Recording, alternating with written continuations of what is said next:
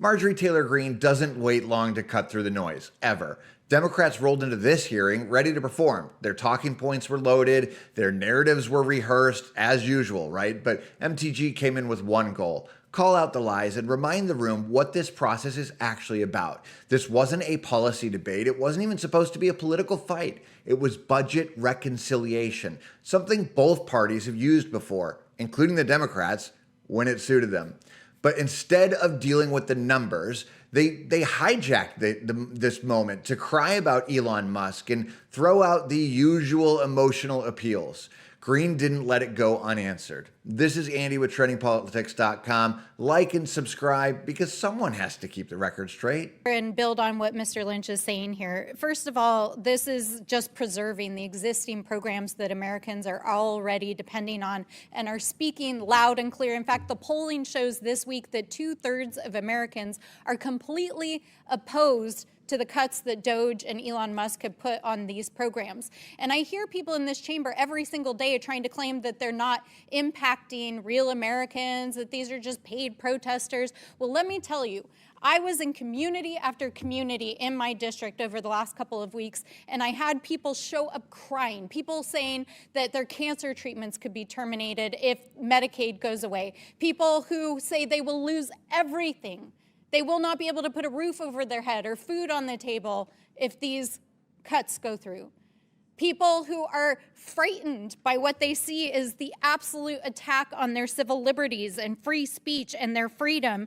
And I actually went to the Social Security office in my district last week and was denied entry and told to call a regional office after I had an appointment, and spoke to people who are waiting, who have literally been waiting for days and weeks because Elon Musk has crashed the Social Security system, firing people. Their computer systems are down. Our call centers are completely overwhelmed, and people cannot get appointments for months.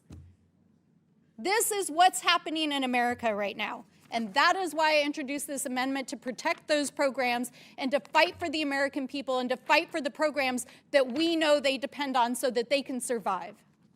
I yield back. Mr. Chairman. Ms. Greene. Hi. I'd like to point something out that our Democrat colleagues know this, because they did reconciliation before when they were in charge. And you know, it may be hard for some of the freshman Dems to understand, but this is not a policy debate. That's not what reconciliation is. This is a budget process. And so for the American people watching at home, our Democrat colleagues are sitting here trying to score points and spread more lies and divisiveness about Republicans in order to spread more garbage across the country. But this is about budget, Mr. Chairman, and this committee is trying to do serious work, and we need to stay focused on budget, and that's for the American people. And it is very serious that's what we remain focused on here in our work on oversight.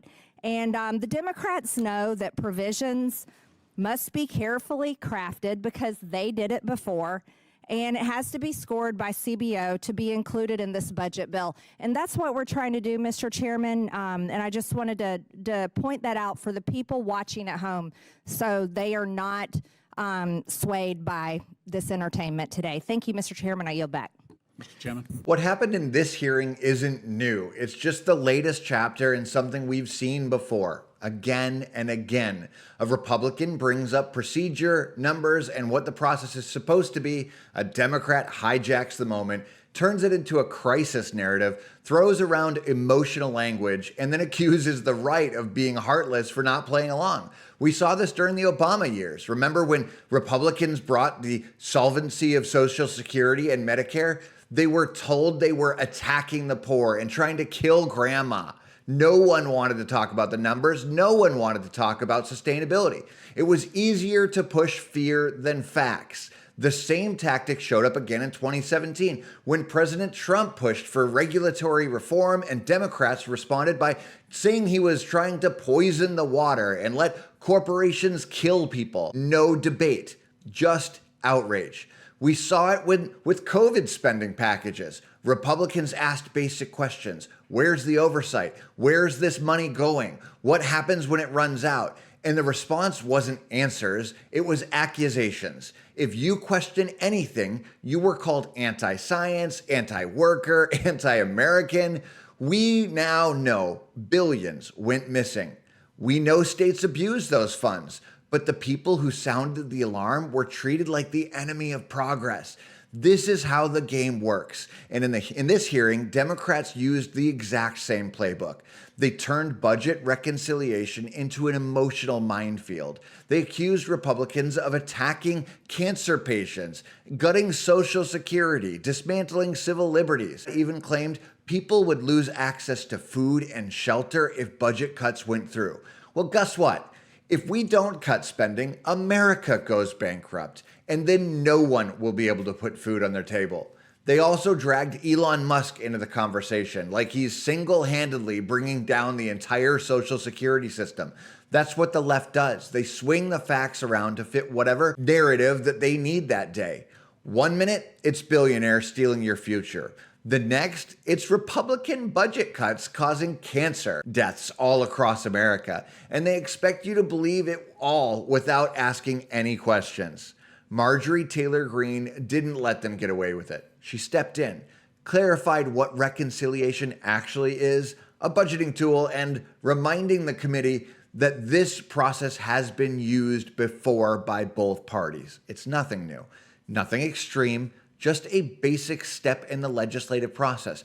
But now that Democrats aren't holding the gavel, they've decided it's the end of the world. She reminded the public that Democrats know the rules. They used them. They worked within the exact structure. But now that they're not in control, they're hoping the public doesn't remember how any of it works. They're banking on confusion as usual. They're banking and hoping outrage wins.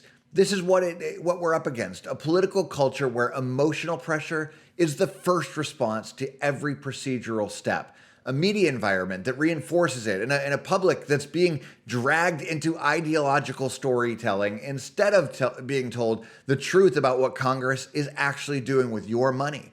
We've seen where this leads. No one challenges the narrative enough. And when that happens, budgets explode. Programs grow without accountability. Agencies fail to deliver. And then we're told the only solution is more spending.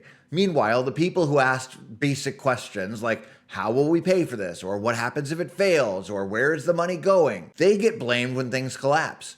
That's why moments like this matter, because someone pushed back. And not just with slogans and, with the rule book. Someone reminded the room that this isn't a circus. It's supposed to be a legislative process. And if we don't respect that, then the entire foundation of budgeting becomes this theater.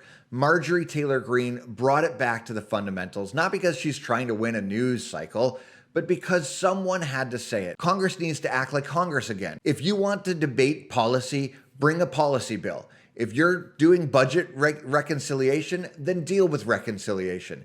Don't confuse the public just because your side has lost the election. This is Andy with TrendingPolitics.com. Like and subscribe if you're tired of watching the same game get replayed every single time Democrats don't like the math. We're not just covering the chaos, we're keeping the record, because when the truth finally breaks through, it helps to have the receipts, and we're bringing them every single time.